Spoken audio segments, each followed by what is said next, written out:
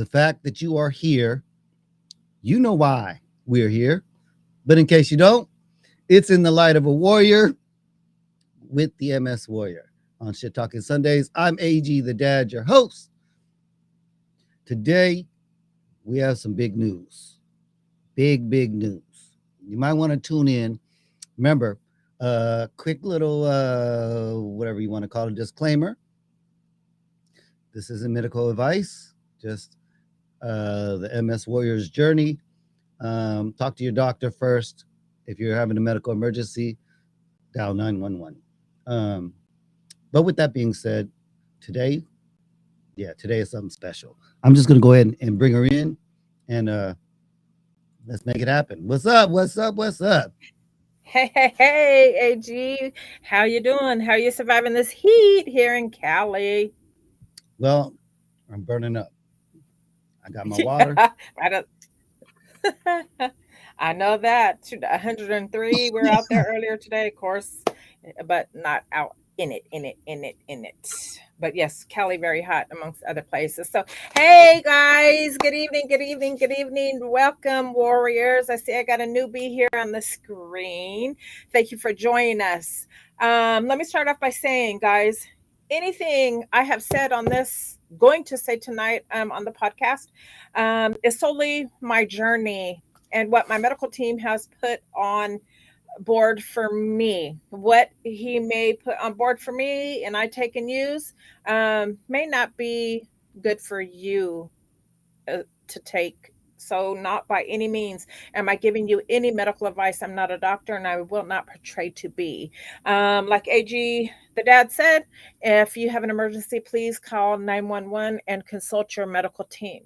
Okay. So, with that being said, um, okay, so I've got a very important topic tonight to talk about. And it's not just for someone who's ill. Um, by me being ill with MS, I learned about this. I knew about it. My mom had one in place, but I never really thought, about myself having one. And we're gonna talk about advanced directives, or actually advanced directive. So if anyone doesn't know what that is, um, it is your wishes if something were to happen to you, say an eventful death or illness. Um, it's a form you fill out with your physician. They give it to you at the office, and it is called an advance directive.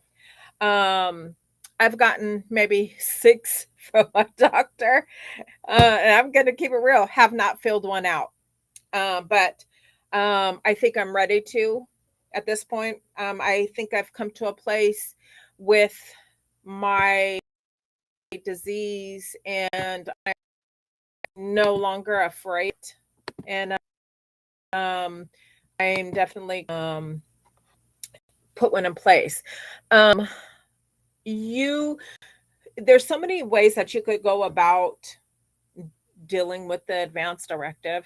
Um, Either if you're married, of course, you want to speak to your wife, and your spouse should know you know, your that thing, um, in case something, like I said, an eventful thing were to happen, or even with your children. Um, my take on it is I I have kids. I have three kids, all grown adults, and I have 10 grandkids. And I also have a spouse. Um, I don't want no one to have to choose, make a decision. What are we going to do with mom? Is it time? Should we do this? Should we do that? I mean, and one of my kids may want, say, hey, I don't want to see her suffer. My One of my other children say, I'm not ready to see her go. Whatever your life situation may be, this is a very important piece of paper Like I said, at the beginning, 5 years ago, I was diagnosed with remitting, relapsing multiple sclerosis. And my doctor asked me questions, and you warriors too probably have been asked. I was asked, do I have an advance directive put in place? And I said, no, I do not. And they asked me, okay, well, if something were to happen to you, we need to know, as being your physician, um, the route that you want us to take, you know, and and I already knew that was important. My mom had one in place, and I'll get to that in a minute. And so um, I've let everybody know that I don't want no one to have to make the decision. You know, I want to make it, and I want it to be to where my kids don't have to make that decision. If that means long-term feeding tube, um, you know, then okay. I was asked that by my doctor. What are my, for if I were to ever have to be put on feeding tube, and of course that's from many illnesses can create problems, and someone could have a feeding tube, and MS actually, guys, is one of them, because as you know, MS um, can take away our ability to swallow, you know, and even issues with our stomach, and stuff like that. We spasm, and a lot of people have problems with their esophagus and stuff like that. So that was um a big issue for, my doctor with this disease, and how do we determine short term, long term? Okay, does short term mean if I'm on a feeding tube, if I get put on a feeding tube and I choose short term, how do I know at that point, when that point ever comes, to say, if your doctor's put in place, okay, if you get down to um, 88 pounds, do we remove the tube, and let you on your way out when that happens? That seems kind of, I really can, I can't fathom that, so I don't want to uh, have to see, no, my kids have to watch that, so long term, does long term mean, okay, you're on this feeding tube, because anything could happen, long term, short term, guys, whatever. And it really depends on, your condition and why you having to be put on a feeding tube in the first place. But um I don't want to be, I mean, I don't want to cut my life short, even if I am on a feeding tube. You know, long term is my choice. And because for those reasons, a lot of people live long, decent lives, long lives with feeding tubes, long term. Um, Things, it would just with anyone um, can take a turn, but who's to say? We don't know that until we cross that bridge, right? So these are the questions that are part of um, my issue and with my doctors with the advanced directive. So, and um, the DNRs do not resuscitate. That is also part of that advance directive. And DNR do not resuscitate. So I'm going to tell you guys a quick story about my mother. We knew for years she had a DNR, and she had papers, and it was documented and sealed in an envelope, for many, many, many, many years. And she always talked to us, her kids, about she didn't want to be, resuscitated if something were to happen to her. She didn't want to be, resuscitated and stuff. And and I get it. you know, just because that was her choice. But as far as me, no, jump on me, pump my chest, resuscitate me, give me oxygen, do what you need to get to do, you know, and um, you know, bring me back, keep me here. You know, that's my take on it. I have kids, you know, too, and I just like when I think about leaving them, I'm like, no, no, jump me, put them jumping cables on me, grab your keys, do what you need to do. But so you know, my mom had this envelope, and she always told us where it was, you know, for years, even before she had fallen ill, and then to speed up over years, she had a stroke, right? And so, and actually, let me look at my leg real quick, and because I have a tattoo here. My brother passed away '08. She passed away 5 months before him, and so we're talking what 14 years ago. Man, that's a long time to be without both of them. But so she had fallen ill with you know with the stroke, and she it was on the right side of her brain, and it wiped out totally the left side, and she couldn't talk. And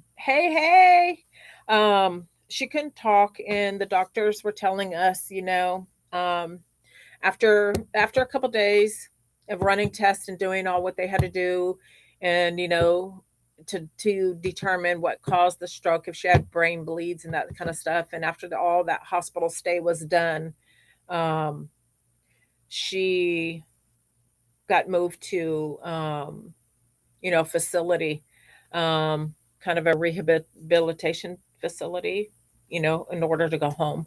And so, you know, mom went there, she did everything, and you know, maybe about 2 months later, you know, we took her home, and everything was fine. You know, of course, yeah, she had to go through the you know, physical therapy and all that stuff. Well, let's speed up another 5 years. My mom came down with a cold. My sister um, was taking care of her at night. We were switching because of our work schedule. I would come in the AM. My sister would leave to go to work, and well, mom had a cough, and we were just thinking, okay, mom's got a cold. Let's get her to the doctor. Well, my sister was home with her at this point. After the stroke, she needed 24-hour care. She was paralyzed, almost paralyzed on her left side. So we had to take care of her at this point. And so my sister calls me and she's like, hey, mom's got this cough. I'm going to run her down to the ER. Her breathing doesn't sound all that well. And I said, okay, well, you know, um, let's call bro and we'll meet you up there. So we got on the horn, called my brother, and me and my kids, we all, you know, everybody was on their way to the hospital. Well, I was in the room with her, got to the hospital, I went in. I believe my sister came out, or my brother, one of them came out, and I went in. And the nurses were had her arm bent straight out, the one that was froze up to here for many, many years from the stroke. They had her arm bent down on the side of the bed, and two nurses were like kneeling down, and all the machines here, and they were trying to get IV in her. So right in the middle, as I'm asking them, hey, should you have bent her arm like that? It's been froze for years. My mom went into cardiac arrest. The machine started going off. I looked at her face. My mom's eyes were froze, and the nurses ran out and they're yelling for the doctor. So he comes in and I'm yelling, and he gets on top of my mom and he's doing the compression, you know, on her chest and stuff. And I run out and I'm yelling for my brother. And she had a DNR in place that day. Okay. We knew it. The doctors, we don't know if they knew it, but they acted upon, I guess, instinct and started, you know, reviving her. Good thing they did, and we didn't say, you know, don't, um, because you know they revived her. She survived. Um, she had Uh, at this point, she went into cardiac arrest. Once they did all those tests and got her stable, they sent us upstairs, and that's where they found stage 4 lung cancer. We didn't know mom was sick like that. She was fine. Only that day, about 2 days before, she developed a cough, breathing. She was really congested. My sister, we took her into the ER, and bam. Well, um, yeah, seriously. So now my mom is suffering. She's got tubes everywhere. Blood is coming out through tubes. Her arm is swollen. I think they broke her arm from bending it down after being froze like this. Can't see. Her arm was froze like this to her side. She had, her hands were froze like this. But anyhow, my mom was in bad shape. We knew she had a DNR. Um, then, so a couple days pass. Mom's not doing that well. Um, she's got tubes down her. She's looking at us. She can't talk, but she can write on a pad. As soon as she wrote, she said, and I have the book too. Um, packed away, of course. That's something I don't want to look at, or just, hey, let me thumb through this, because she begged for her life from that point on until she passed 32 days, I believe it was, later. So um, she kept writing to me, my brother and sister, please, save my life. Don't let them kill me. And this is for when I think, you know, you never know when you're put in that position that you're going to leave this earth, that you change your mind. Okay. So we fought with the doctors from that point on for a whole month. Um, because once they, got her upstairs and was able to go through, her medical records and see that she had a DNR, but they just resuscitated her. And then she was begging us, please don't let them kill me. Her exact words, guys, no BS. Um, and she kept saying, I want to live. I want to live. She knew, that she was gravely ill, but she didn't want to go. And she fought, and the doctors came in and told us, your mom has a DNR, and these machines are, keeping her alive at this point. And she had the breathing tube. She had some other tubes going down and coming up, and they were just filling containers of blood because of the lung cancer. And sad, sad thing to watch. But at that point, for her, to be begging, she knew that um, she didn't want to go at that point in time. When you think about, or when she signed her papers, because nobody wants to suffer, of course. I don't want to suffer either. I don't want, you know, who knows if what's going on, at that point, and realize, stuff like that. But it really comes down as to a serious choice you have to make, on your own. So it's very important to um, talk to your loved ones and let them know, I don't want anyone, my kids or Larry, to have to make the decision. Um, it's time. When it came time for my mom, my brother, told me and my sister, you guys, this is what we need to do in time. Um, and if you guys want, I'll make the decision when.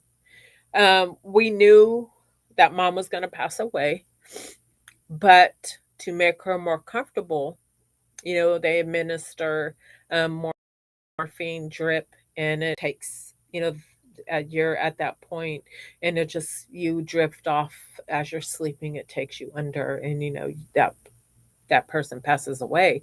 So um, we went through that. We didn't know when my brother was going to come to terms and do that. He gave us, family a few days, but mom was suffering now, and um, she started um, communicating less and less each day. Things were getting, bad. We all had our time, of course, and stuff. So um, I believe it's on that 32nd day, 30th or 32nd day, and I believe it's 2 3 days before my baby son Daniel's birthday. Um, he went in. He didn't tell us. He went in and he called us and said, I started the drip on mom.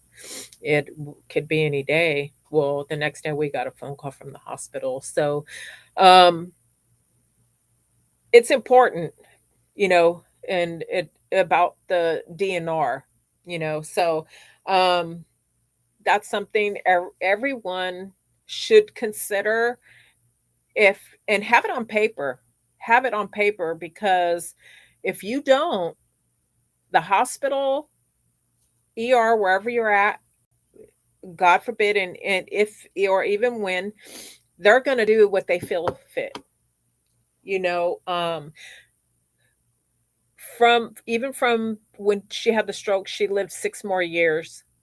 And then we found out she had stage 4 cancer. So those 6 years, even with the stroke, she lived 6 more years. So if they followed and seen that she had a DNR then, in which she did, that she would have been, she would have maybe passed away then. But they helped her survive. My mom, they wanted us to pull the plug for 2 weeks after the stroke. She wasn't talking, and doctors called us in this room and they said, you guys are being selfish. You need to pull the plug. She hasn't spoken 2 weeks. How dare you? This is medical doctors telling us this. And he almost didn't make it out of that room. Literally, we all almost went to prison that day. But um and we're glad we did. She was too. She lived another 6 years, and on top of it, her first words one day when my brother went to go visit her, he walked in her room, and she was in a facility at this point, and she said, "I want a Pepsi." That was her first words speaking that she hadn't spoke. I was with her also. Um, when she had the stroke, her and I, a 49er Super Bowl was on. I can't remember exactly what year. Me and her are both fans. We were sitting eating Burger King, and she had a stroke right in front of me. I had to sweep her mouth with the food and stuff like that. So yes, I went through that. I knew my mom had a DNR, and I thought I've come to terms with myself uh, with the forms advanced directive. Like I say, I've gotten them over and over and over and over again, and I get home and I start, and they're not very long. I think it's 2 pages, 2 or 3 pages, not very long. And I got to looking at them and first, the easy stuff, and then put it down, and I start crying. Then I have to take a break, and then I try and go back. I'm crying some more. Oh my gosh, guys. So, um, I am going to complete my papers. I am. I'm going to complete my papers. And um and it's going to be on the terms that I'm going to talk to my kids. I have three children and Larry, and let them know what I want, but it's not just what I want, it's what I feel that they would want to. I don't want no one to have to make a decision to pull the plug on me. You don't know. They don't know what my body's going to do. Doctors don't know what I'm going to do. I might get up and start doing the mamba, the salsa. They don't know. Hey, they tried to get us to pull the plug on my mother, and she started talking and talked fine for the rest of her life out 6 years. So you never know. what the mind and the body is going to do. So advanced directive, um, if anybody out there has one in place, to tell me your view on it. Jason says, I saw the this something similar to that. My wife's sister-in-law's brother, he was an IV user and got an infection. He was just too far gone, and they gave him the morphine to help him pass away. Uh, we all stood there watching as his soul left his body. He was maybe 37 to 40, no older than that. But sad, Jason. I'm sorry for you and your family's loss. Um, it is. It's a sad thing. Um, to have to go through, period. You know what I mean? But I know today that's a touchy subject, but this is something that I am preparing to do. So, and it's about your girl, the MS Warrior. So, if that might put a over, my warrior's head or friends or family who are watching, and just that's just something to think about. It's very, very, very important, to have one in place in your family to know, what your wishes are, especially if you do have an incurable illness. Doesn't mean that MS is going to kill me, of course, because statistics show people with like us warriors, we don't all die from multiple sclerosis. There's other things, heart disease, stroke, um, accidents, so, but anyhow, that I wanted to speak about that today because um I call myself being um a bigger girl than I was last year with this kind of thing. So I am going to do that and know too for myself. I have options, short term feeding tube, long term feeding tube, learn the difference between, those two, and which I'm going to educate myself um, on that, just so I know, and what are the terms? What do those definitions mean? You know what I'm saying? So anything that you guys don't understand when it comes to advanced directive and the reasonings why you would do it, always get all your information and your facts straight from your doctor on what that entails. Sleep music for you. Hey, you're a newbie. Welcome, welcome. And welcome to our live. You say you have so much pain with Kesimpta, knee pain with Kesimpta. Warrior, which you probably know. You probably did your research before making the decision to get on Kesimpta. Joint pain is a side effect. Now, I just made my 15th injection, and the 15th and the 14th injection started giving me aches in my joints, aches and pains. My joint here in my arm is killing me. It gets better through the day, except points that just remain hurting. But my knees hurt when I get up. Um, like I say, my joints, when my feet bend like this, my toes just walking, they're sore. And that is a side effect from Kesimpta. If you are bothered, my friend, and you're uncomfortable with it, please reach out to your medical team. Don't ever, um, don't, my advice to anyone with medications, especially us warriors, because our medications are really advanced drugs. Chemo drug. Kesimpta is a chemo drug, but it's given to cancer patients and with leukemia, certain leukemia, in a higher dose. Ours is got that safety protocol at a 20 milligram that helps our disease. So, but always relate back to your doctor and let them know that, that this is what's happening to you. I just had to go through that actually on some bad side effects. Like I said, last 29th was my 15th injection, and I had some nasty side effects that lasted 5 days. I even had to go in the house, the doctor's urgent care, to go have some tests done to make sure I didn't have infections. And it was negative.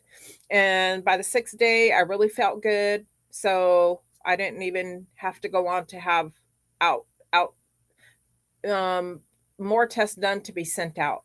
My neuro said, I'm going off of what you're telling me, and you sound pretty good, and you're back to normal. I don't think you have any infections. You would be, still feeling the same way, even more symptoms. You would be feverish and just really feeling still down in the dumps, like you had the flu.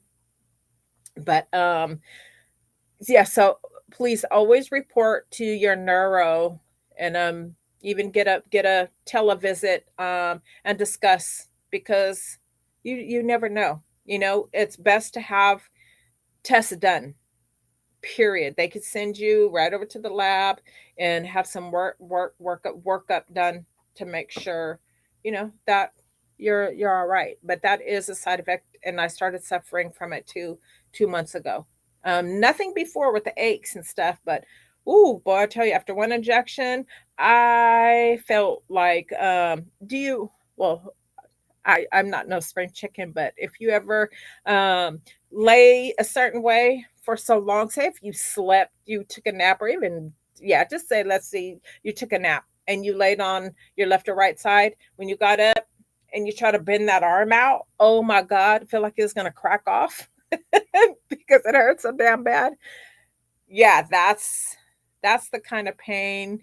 And my lower back, guys, when tell you this, I suffer from back pain, and I've had backaches. This pain, and it's a side effect from Kesimpta. My warriors can relate. The back pain felt so different than back pain. It felt like something in my back, lower back, was just at a threshold of pain, and I couldn't get rid of it. Like, and it was just there. It was a constant. It was different from any back pain that I've ever had. I'm talking pregnancies, anything that you could think of. No, I've never felt this kind of pain before. And every time that pain got up there, I was like, Kesimpta. I was just thinking, oh shit, this is from, my injection. So yes, it's possible. Always speak to your report it to your doctor, okay? Please. Um Let's see. Jason said, I had to do one when I had my brain surgery. I was like, I want to live. LOL. I'm too young to bite the dust. Exactly. I want to live. I want to live. Whatever you got to do, pump me, jump me, cables, whatever. Um, Jason says, I've started taking Cymbalta, and it helps me pretty good, but everyone is different. May not work for everyone else. Um, Exactly, Jason. Exactly. Anything we say here tonight, guys, don't take it upon yourself, because we are not doctors. What's good for myself and any of our audience out there may not be for you. I may be allergic to Cymbalta. Jason may be allergic to Allegra, what I take, you know. So and your doctor knows, your medical team, what is best for you. So by all means, at any time, don't start a medication, even if it's just ibuprofen or Tylenol, because those have interactions with medications. So you always want to ask a professional, and that I am not. So what I discuss and what I take is solely my medical team has put on board for me. Okay. Jason says, for me, I know when it's close to time to take Kesimpta because my dizziness and vertigo come back heavier. You know, Jason, I just was speaking to a warrior today, through social media. Someone actually was on Kesimpta, and they kind of experienced something that I had a couple months ago. And they were saying, and if you guys remember my past videos, I started saying that almost after coming close onto that 3-week mark, after my ejection, my body started to decline and feel like I needed more Kesimpta. Like my body was saying, give it back, give it back, give it back. And I started like on a downcline. And um, a gal was talking about that after they felt okay, or even after they feel kind of crummy for quite some time, and then at that 3 week mark, your body, their bodies start feeling that they needed that medicine, that it started to wear off. You guys, we are all unique. We're not all going to have the exact pinpointed um, side effects, or the plus side of medications, you know. So, and we, it's all going to affect our bodies, differently at any given time. We may not, and just like with the body aches, I'm a year in, and last month and the month before and the month before, I just started having different side effects. So at any given time, and this tells you when you read the, they call it box warning. If you read, and it's pages and pages and pages, but it's worth reading because that's your health, right? You're taking a medication that's supposed to make you better, um, and not worse. Is the little smidge of worse that week now I'm facing. Have I thought about how sick I felt, guys, after this last injection? You know, I have been thinking, Jiminy Christmas, the 29th is rolling up on me. And I'm lightweight. I don't want to say scared. And I'm thinking, okay, I didn't feel too hot, guys. Is this going to happen again? Can it be worse? I have ants all over the place. Sorry. And like, oh my gosh. Right. But I feel so good now. So the upside to it outweighs the bad. Okay. Um, so um, not every time we inject, just because we hadn't had any certain side effects, or any side effects, not even certain ones, because it doesn't pick and choose. Just because we don't have side effects in the beginning, 2 3 years down the line, we could start experiencing them. Same ones, different ones, new ones, or if you hadn't at all, you can at any time, um, experience side effects. This is just the game of being on this medication. Okay, so the upside of it is it works really well for me. No new lesions in a year. I've had a couple bumps in the road, but the upside is more positive than the negative. I could swing it. So, um, you know, that's Jason. It sounds like your body. I've had that, and I've see other warriors who were on Kesimpta say the same thing. It's almost like that shelf life of 4 weeks starts to wear off, and your body shows signs that, hey, I'm running out of fuel here. Give me that Kesimpta. Um, so I definitely feel you, buddy, on that. Sleep Music 4 years for you says thank you so much. You're most welcome, warrior. Anytime you would like to get in a conversation or share some things, you can find myself, the MS Warrior, and AG the Dad, who makes this life possible. Thank you, AG, tonight for putting my show on and letting me have conversation with warriors with me alike. And also, if you can, guys, please, please, please, it's important to me. Take the time out to comment, like, share, and subscribe. Let's reach as many warriors as possible to let our community know they are not alone. This can be a hard time for someone, and they may need someone to feel and give them some encouragement that they're not alone, and we're in this fight together. Strength comes in numbers. So remember that. Yes, Jason, live the best life we can, for sure. We only get one. Some of our lives, of course, are stricter, they're harder than others. Some are better, some are best, but hey, we're here, we're living in it. Don't let it live you. you live in. Okay. So, yes. So, moving on a little bit about the advanced directive, guys. So, I'll let you know. Um, I'll let you know when I get mine done, what I've chosen, and all that when I turn it in. But I gave myself 4 weeks. So I have a doctor's appointment on the 29th. By July 29th, my paperwork should be done. Back to my doctor, and all is well. And then I won't have to worry about that anymore. So, what I wanted to pass on and just info, and this is actually what I'm going through right now. So, actually, today was, I had a dental appointment supposedly that I made um, 2 weeks ago. And I went into the doctor, the dentist, and I said, I'm missing quite a bit of teeth on the bottom. I would like to get a partial. And he did examination, and he was like, okay, I'll put in the request. And I was like, okay. And I called my insurance carrier, and they emailed me. I said, what am I covered? And ill. And on top of it, he said, well, you haven't been to the dentist in a while, but I see four small cavities.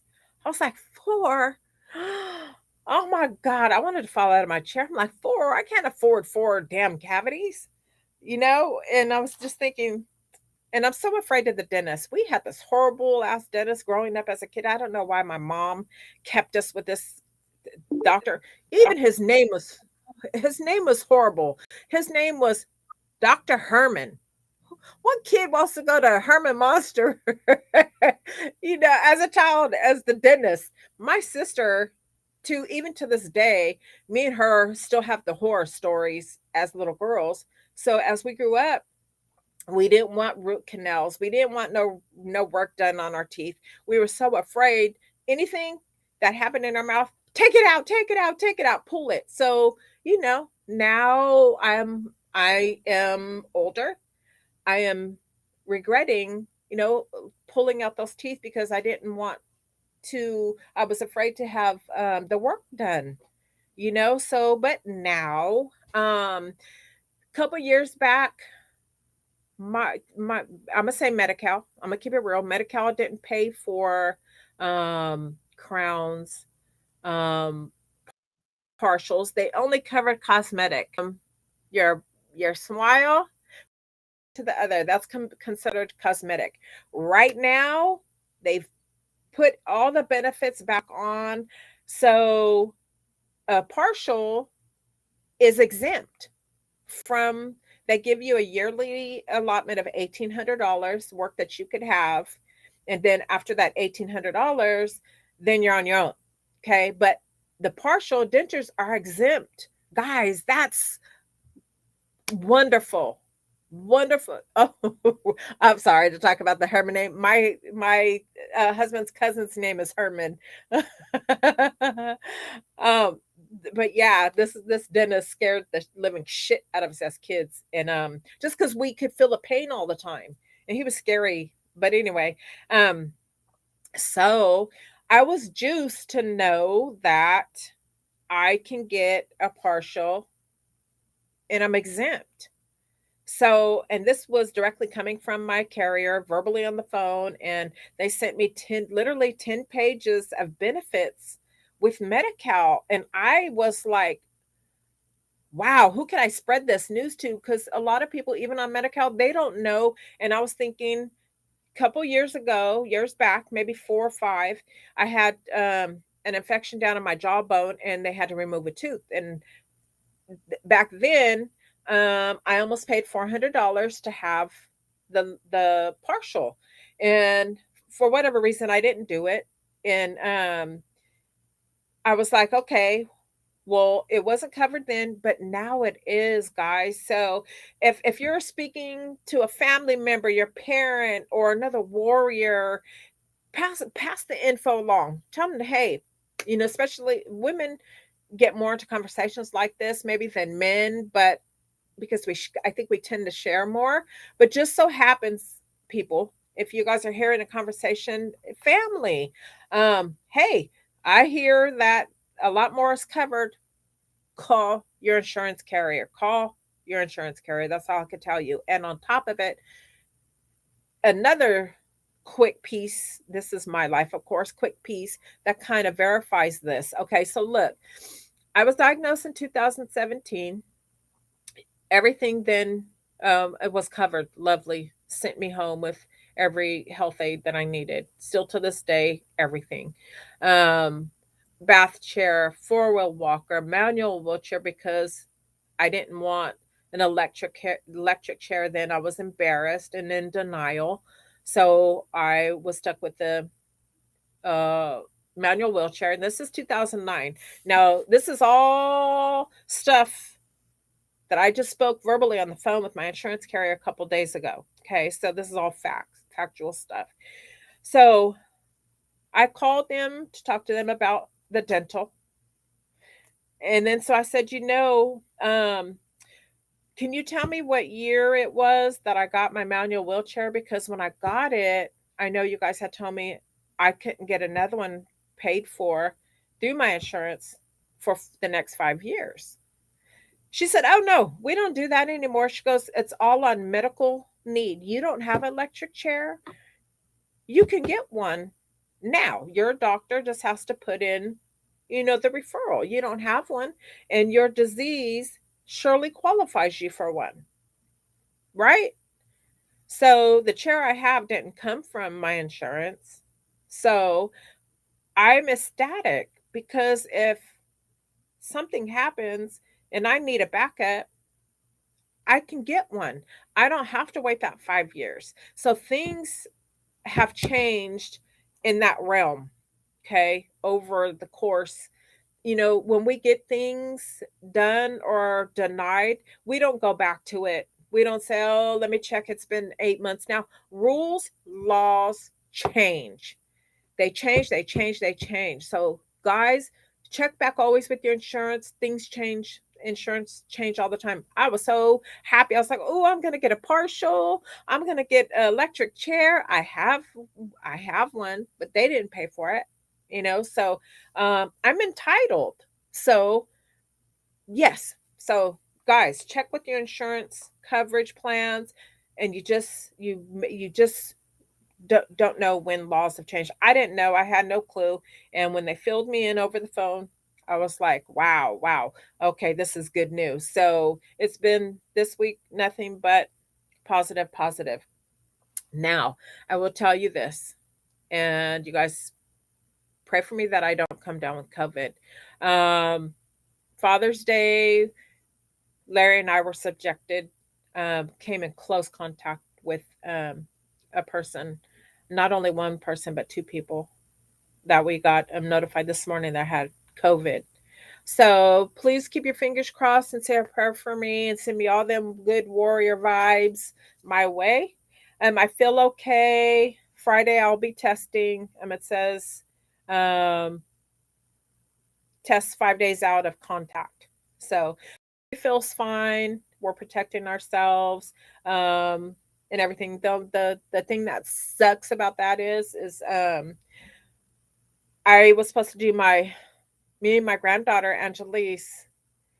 We're supposed to start our um, Dare to Dangle earring live tomorrow night. She's not home, and she hasn't been home with us since the weekend, uh, prior to the weekend. So we're not having the kids home until um, after Friday or even this Sunday to make sure we don't test positive or anything. I don't want to subject my grandkids to it. So me and Larry are home alone, just in case. So she was my earring helper. I can't do it alone. So I'm bummed out. I'm gonna have to reschedule our earring boutique live, But the more important thing is not coming up with COVID. I know, Jason. Someone needs to kick COVID's ass up out of here. Like, really, like, get on now. This is old news. You're tiring. Get out of here. So, let's see what else I have for you guys. We talked. Oh, and another thing. big, big, big too. And I'm just full of knowledge today, you guys. I gather this information that happens to me, of course, and I want to pass it on. I'm not greedy when it comes to sharing good news and information that could help someone else out. I spoke to a warrior um, through social media and seeing pictures that. Let me turn to my page so I'll give you guys the correct phone number. If you do not have a wheelchair, electric scooter, no mobility device, and you want one, reach out to the MS Society. They can help put you in an electric chair, electric scooter, not a chair, electric scooter. Okay. The number is 1-800-344-4867. Guys, again, MS Society. And from what I know, they help across the board with rent, bills, that type of thing. Also, they are a wonderful organization, guys. So, if anybody is needing help out there, warriors, our disease is in that category of qualifying for medical necessity, even with air conditioning. If you know someone who has MS or any other ailment, but I can speak of MS because I know these are facts, reach out to your utilities company. If you do not have cooling in your home, okay, they can help you get air conditions, air conditioning, um, your home.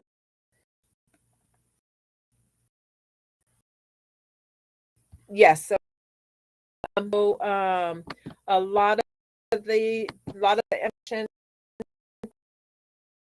tonight that I just because I'm trying to navigate here to California, but programs are nationwide. You know, with helping people with medical necessities. Even SMUD gives you a discount. PG&E, that's our utilities company here in California. So you can be you qualify. MS qualifies, you know, you for those programs. So again, I want to repeat that number to you guys. I It is 1-800-344-4867. 4867. Okay, that is to the MS Society. If you know someone or even yourself that you find yourself in a bind, um, reach out to them, guys. Don't let your pride get in the way. Get some help. That's what these programs are designed for, is to help um, people that find themselves, you know, in a financial bind or just a hardship. The pandemic is enough. Reach out, get some help. Okay. Even with the coolers. If I didn't have central heat in there, and on top of it, they're putting, and this I know for a fact, my family member has done it. She doesn't have MS. She has another illness, and she qualified on a medical need. They put coolers in every room. She's in a mobile home. They put a cooler in every room. If that ain't bomb.com, I don't know what is. So don't let no one suffer, guys, in this heat. Pass on the information, please. We are just embarking on the beginning of the summer. And right now, today, when we went out to the appointment, it was 103. So, yeah. So, hi, son. And as you guys know, you guys hear it on TV. Louisiana, all over the place. There's people dying because of the heat waves and stuff. And there's programs that's designed to help people, the elderly with illnesses, that get these air coolers in their home, you know, just qualifying medically, you know, even people that are afraid to run their AC because they know they can't afford the bill shouldn't have to worry about that. There's programs that do help, and right now they're funded, especially right now with the pandemic. Programs are funded, guys. Seriously, if I needed, I definitely, you know, would definitely be dialing those numbers. Um, so tonight, before we end up wrapping up, I hope I gave you guys plenty of information tonight about the advanced directive that you should really talk about and see if that's something that you want to put in your medical records in case something ever was to happen to you. You don't want the ER making the decision for you or your family. I would never want to hurt my children by letting somebody else make a decision about their mother's life. So think about that. Um, those numbers, AG put the MS Society number up on the screen, 1-800-344-4867. There it is. You guys jot that number down and just remember you may need it. Someone you love may need it. You may pass it on to another warrior. Let's give out that information. These are programs that's designed to help others. So, spread that news. That Medi-Cal information that I was telling you guys about, reach out to call your carrier and ask them, hey, am I covered for this, am I covered that? They'll send you over your email. You don't even have to leave home. They send it right to your email, and you look down and see everything that's covered, and you'd be surprised. Medical has made big changes, and I'm stoked about it because I'm one of those people that fall in that category. And today, actually, I went to get my fitting done. They messed up and gave me the wrong appointment. I was ticked off too because I thought, okay, I'm gonna start the process and da da da da da. But anyhow, so I had to put it out till July 6th. But it's going down. It's happening. Free of charge. It's exempt. So you guys, you never know. Insurance laws change. About the wheelchair thing too. One 2 years ago doesn't mean that you can't get one now. It may be different. It may be not electric. You may have got a manual. So check with your insurance company. Programs that have changed over a few 3 years, and just make your life a little bit more comfortable. I want You to know, go ahead. speaking of insurance, Yes, I um, was just getting ready to say. your boy AG the dad passed the California state exam for life insurance. So don't let Woo! anybody out there without any life insurance, uh, final expense insurance, IRAs. Shoot, you can even work it out so you can set up some type of college fund for your children. Um, Exactly. Stay tuned because Shit Talking Sundays is gonna have AG Life. Oh That's yeah. coming soon. AG Life. And then I'm teaming up with Flyby Life. Uh, they're out of Las Vegas, Nevada. So we're gonna eventually take all 50 states, but right now we gonna be in California and Nevada, and I think we're gonna reach out to Oregon on the jump. So Right with that on, being right on. I just wanted to say, hey, everybody, if you need life insurance, Congrats. you, email your boy AG the dad. I got your back. I'll get you the best rates I possibly can. And for Right, those of right. you who know anything about insurance, I am not a captive agent, meaning I don't have to be with just one company. I got access to a bunch of them. So, Right, with right. that being And said, guys, yeah, we didn't plan this. It fell.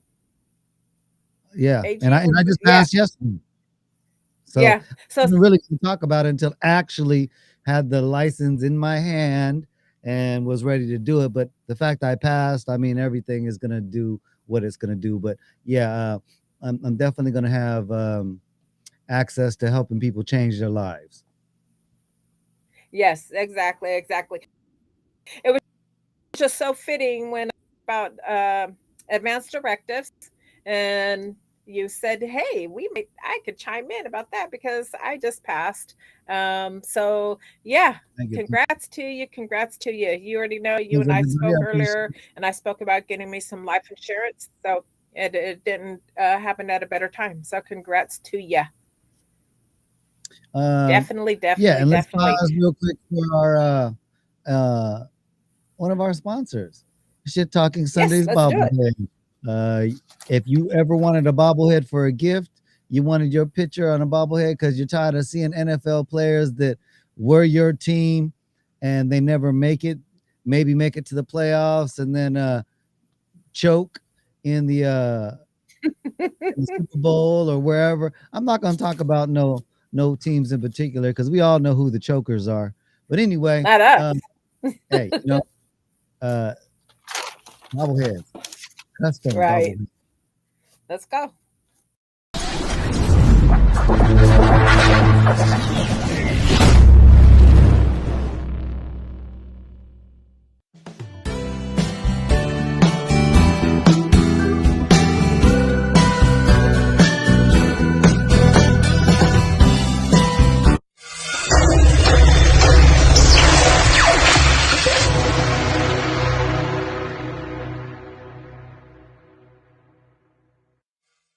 Yes, yes, yes. Click the link that I'm going to put in the description a little bit later, and you get 10% off. And they are actually pretty tight. My boy ordered one. Uh, if if you guys know, I have a fly. If you look in the top corner, uh, that has been turned into a bobblehead. Just letting you know, we're just waiting for it to come. So All righty. Well, we'll be looking forward to that. And on that note, with all that good news today, I've shared plenty of good news. Today has been a positive day. The only downside to that, which I'm not claiming, is we got to lay low. We've got uh, just to get through till Friday, take a COVID test, get it negative, and move on to Saturday. I've got a birthday party to put on for my granddaughter Angelique. And so yes, son. Actually, I I'm seeing that, and we just move on across that. And I'm glad he just popped in now because the show is over. So and I'm gonna say this on this note.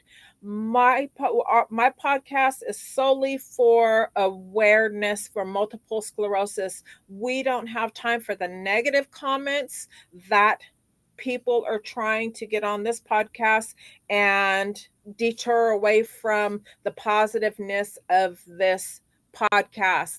Um, on that note, thank you everyone for coming in. Jason, son, AG, the dad. Thank you so much. Everyone stay well, and we will see you back here Tuesday, 6 p.m. Pacific Standard Time. And please do mine and AG, the dad, who takes his time and puts his skills on this podcast for us to spread awareness. Comment, like, subscribe.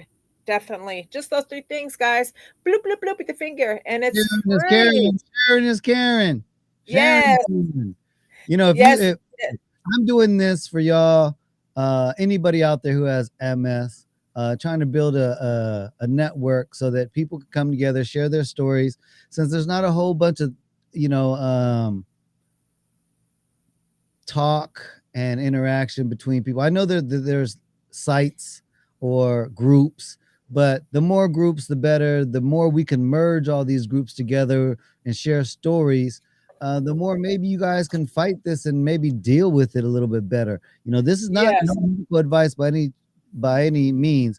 This is just sharing stories so that you could see another point of view and maybe something you could bring up to your doctor and ask them what they thought of it. I mean, never try any of these techniques or anything that you hear on this show or anybody's show without consulting your own personal physician. Right. And Angie, you hit the nail right on the head because and I say this too on the podcast, and I'm gonna say it anytime this subject is brought up. A year ago, when I was looking, when I turned to social media for guidance and advice and their experience on the medicine that I am now taking, there was nobody. There was two women that just sporadically off and on would post something, and it just wasn't to my liking. It didn't give me the experience of the side effects. What's the outcome? What you have to go through? What tests did you have to take?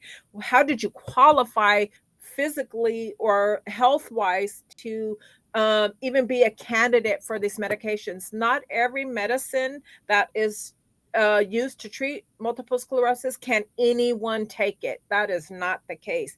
You have to meet a criteria, and I'm not talking financial, I'm talking health wise. So there was no one, and as far as I can still see, I am the only person who has a podcast that has had the podcast up this many months and running and still documenting their journey and giving viewers what they need to hear, what they need to know, and ask. Night after a podcast, 2 or 3 days later, I'm asked questions about my journey on Kesimpta and overall my life. How is it affecting me? There's people that need to know and feel I'm frightened. Is this the correct path for me? What did you experience? So it has AG, and I'll tell you straight facts. I get thanked all the time for the podcast, and it's because of you I'm able to share my journey. I thank you, friend, because My pleasure. My pleasure.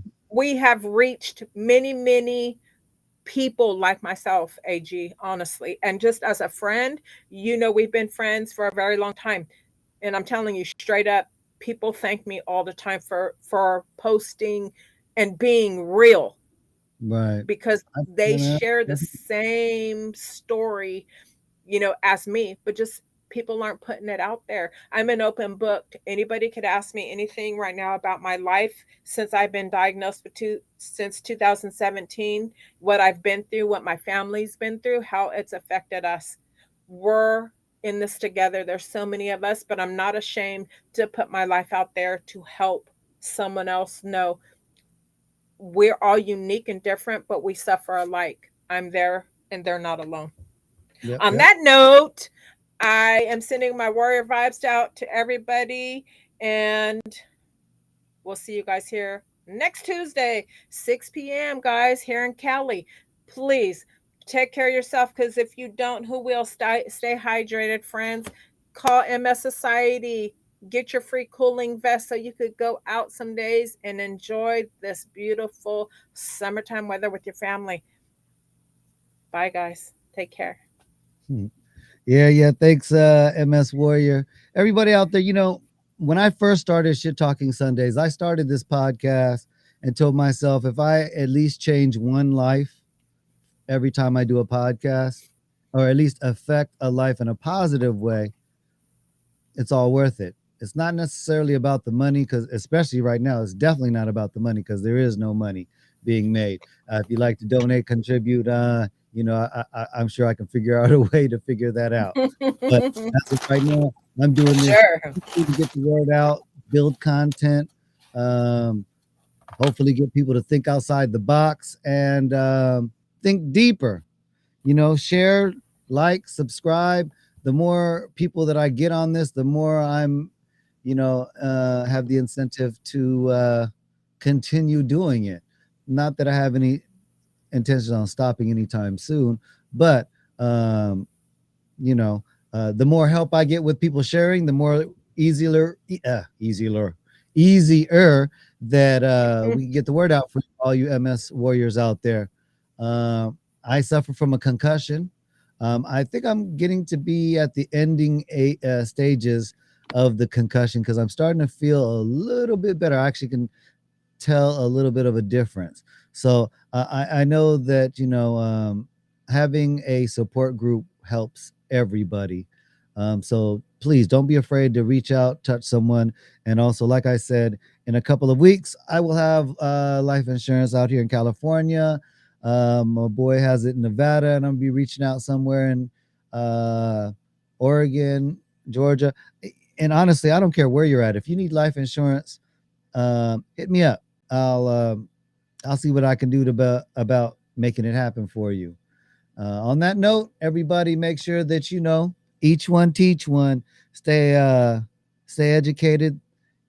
Think outside the box, and don't be afraid to think deeper. I'm AG the Dad. Stay blessed. This shit talking Sundays, and remember, every day is shit talking Sundays.